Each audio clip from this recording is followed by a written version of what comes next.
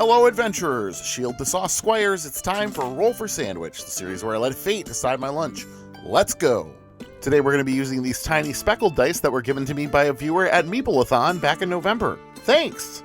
Let's get it started with our roll for bread. 4 Italian. We got some nice soft white Italian bread with sesame seeds on the outside. We're going to go ahead and leave it untoasted today.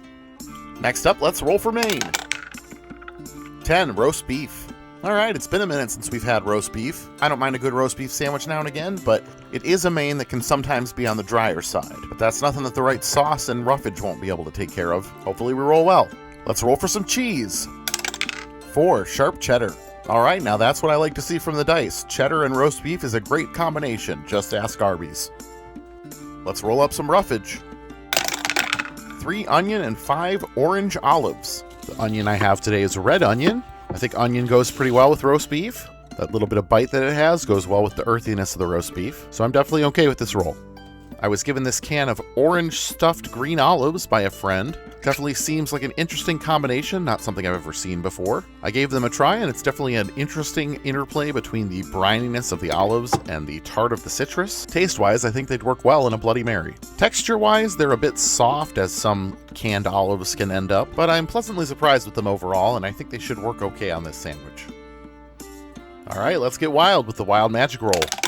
7 cornflakes. Well, between the orange and the olives and now cornflakes, it seems like breakfast is trying to sneak its way into our sandwich. As far as cereal on a sandwich goes, this is probably a better scenario than most. Cornflakes are pretty bland and almost savory. And last but not least, it's the D20 sauce roll. Here we go. 12 Tequila salsa.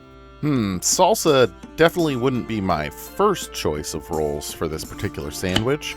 Don't get me wrong, I think flavor-wise it'll actually go pretty well. I mentioned Bloody Marys earlier, we've got a lot of the same flavors going on with the salsa. The problem here lies in the fact that we didn't toast the bread and we also have cornflakes on our sandwich, both of which I think are going to get pretty soggy thanks to the wateriness of our salsa. Let's go ahead and get our sandwich closed up here, get our toothpicks in to hold it together, and let's get it cut in half. And let's take a look at that cross-section. Doesn't look too bad. Well, this one definitely seems to have some interesting potential, but I don't know if it's all going to come together. Still, I'm happy to have a sandwich without anything too terrifying on it. Let's go ahead and give it a taste. Yeah, I can say it's about what I expected. Unfortunately, the bread and the cornflakes have amounted to a lot of mush.